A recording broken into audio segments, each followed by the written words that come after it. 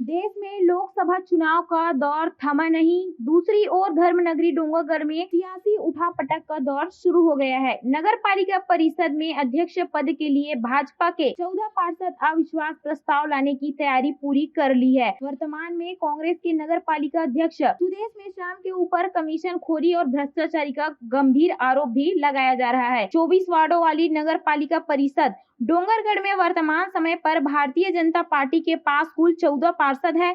वहीं दूसरी ओर कांग्रेस पार्टी के पास 10 में से एक पार्षद की मृत्यु के बाद 9 ही पार्षद बचे।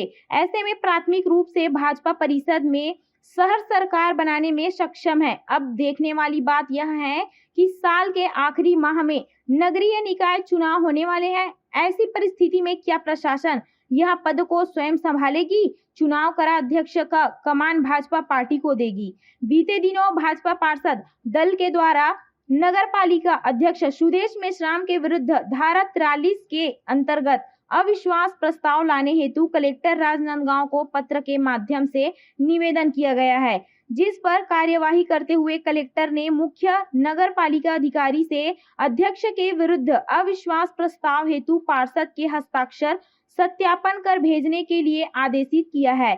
ऐसे में डोंगरगढ़ की कांग्रेस सरकार जाती हुई दिख रही है। पार्षद दलों ने अपने अविश्वास प्रस्ताव के पत्र में 6 बिंदुओं में वर्तमान अध्यक्ष पर कमीशन खोरी, विपक्ष में पार्षदों के वार्डों में हस्तक्षेप करने एवं भारी भ्रष्टाचार का आरोप लगाया है।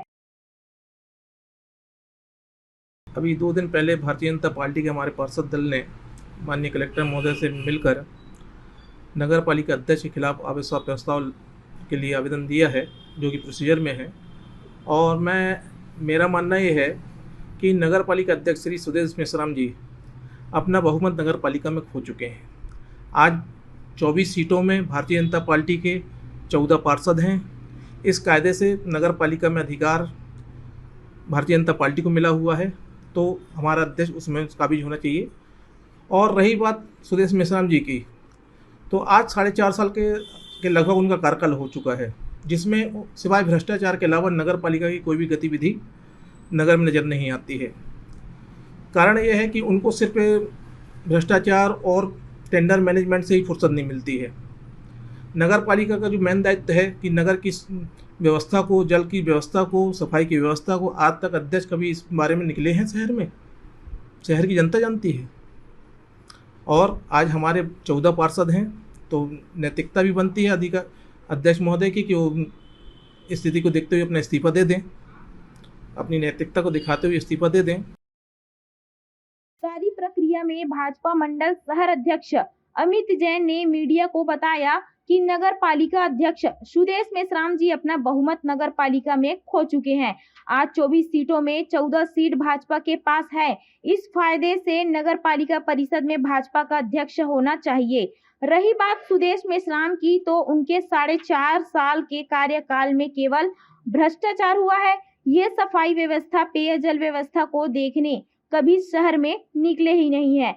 सिर्फ निविदा बांटने व भ्रष्टाचार करने से कभी फुर्सत ही नहीं मिला इनको। अध्यक्ष की नैतिकता बनती है कि वह अपने पद से इस्तीफा दे दे।